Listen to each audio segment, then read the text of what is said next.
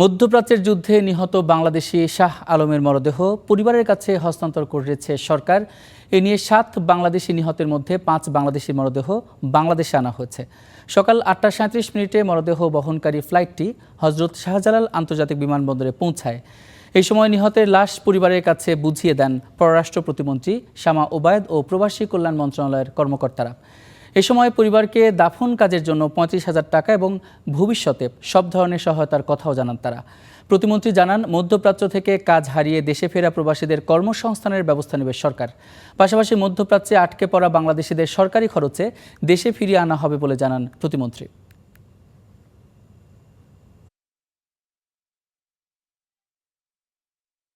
মধ্যপ্রাচ্য যুদ্ধে ক্ষেপণাস্ত্রের ধ্বংসাবশেষের আঘাতে সংযুক্ত আরব আমিরাতে নিহত শাহ আলমের মরদেহ শাহজালাল আন্তর্জাতিক বিমানবন্দরে পৌঁছেছে। এ ব্যাপারে বিস্তারিত জানাতে আমাদের সঙ্গে যোগ দিচ্ছেন সহকর্মী আহমেদ রবি। চলে যাচ্ছি তার কাছে। রবি, মরদেহ কখন হস্তান্তর করা হলো? আর সরকারের পক্ষ থেকে আমরা দেখলাম যে একভাবে আশ্বস্ত করা হয়েছে। পরিবার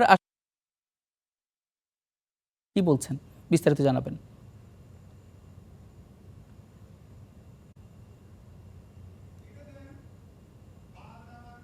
হয়ে গিয়েছে। মরদেহ বহনকারী যে ফ্লাইটটি সেটি আসলে সকাল ৮টা ৩৭ মিনিট আসলে বাংলাদেশের শাহজালাল আন্তর্জাতিক বিমানবন্দর সেখানে এসে পৌঁছায়। কিছুক্ষণ আগে আসলে পররাষ্ট্র প্রতিমন্ত্রী শামা ওবায়দ এবং যে প্রবাসী কল্যাণ মন্ত্রণালয়ের যে কর্মকর্তারা আছেন তারা আসলে পরিবারের কাছে লাশটি হস্তান্তর করেছেন। লাশের যে লাশবহর যে গাড়িটি আসলে কুমিল্লা যে গ্রামের বাড়ি সেখানে যাওয়ার উদ্দেশ্যে আসলে রওনা হয়েছে। আপনারা দেখতে পাচ্ছেন হয়তো ক্যামেরাতে যে তার পরিবার আসলে এই গাড়িতে উঠছেন, আসলে লাশের সাথে আসলে তাদের গ্রামে যাবেন। তো পররাষ্ট্র প্রতিমন্ত্রী আসলে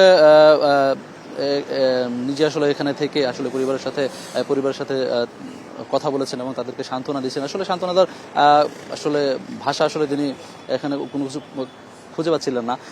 তিনি আসলে প্রবাসী কল্যাণ মন্ত্রণালয়ের পক্ষ থেকে আসলে ৩৫,০০০ টাকা দাফন বাবদ আসলে পরিবারকে হস্তান্তর করা হয়েছে এবং একই সাথে সরকারের পক্ষ থেকে আসলে ৫০,০০০ টাকা দেওয়ার কথাও আমরা কিন্তু জানতে পেরেছি এবং ভবিষ্যতে পরিবারকে সব ধরনের আর্থিক বা সব ধরনের সহায়তা দেওয়ার কথাও তিনি আসলে জানিয়েছেন। এই সময় আমাদেরকে সাংবাদিকদের ব্রিফিংকালে আসলে তিনি বলছিলেন যে মধ্যপ্রাচ্যে আটকে পড়া যে শিক্ষার্থী যারা আছেন তাদেরকে সরকারি খরচে, তারা যদি আসতে চায় সরকারি খরচে আসলে তাদেরকে দেশে আনা হবে এবং মধ্যপ্রাচ্যে যে যুদ্ধে যারা নিহত হয়েছে এর মধ্যে ৭ জন নিহতের মধ্যে আসলে এ নিয়ে শাহ আলমের এই মরদেহ নিয়ে আসলে ৫ জনকে ইতিমধ্যে দেশে আনা হয়েছে আর একজনকে বাহরাইনে আসলে দাফন করা হয়েছে। বলছিলেন যে তার অবস্থা এতটাই বেগতিক ছিল যে দেশে আনা সম্ভব হয়নি, এই জন্য তাকে বাহরাইনে দাফন করা হয়েছে। আর একজন তিনি ইরাকে, আরেকজনের মরদেহ আসলে ইরাকে আছে এই মুহূর্তে, তাকে আনার জন্য আসলে তার আনার প্রক্রিয়া সেটি আসলে চলমান রয়েছে।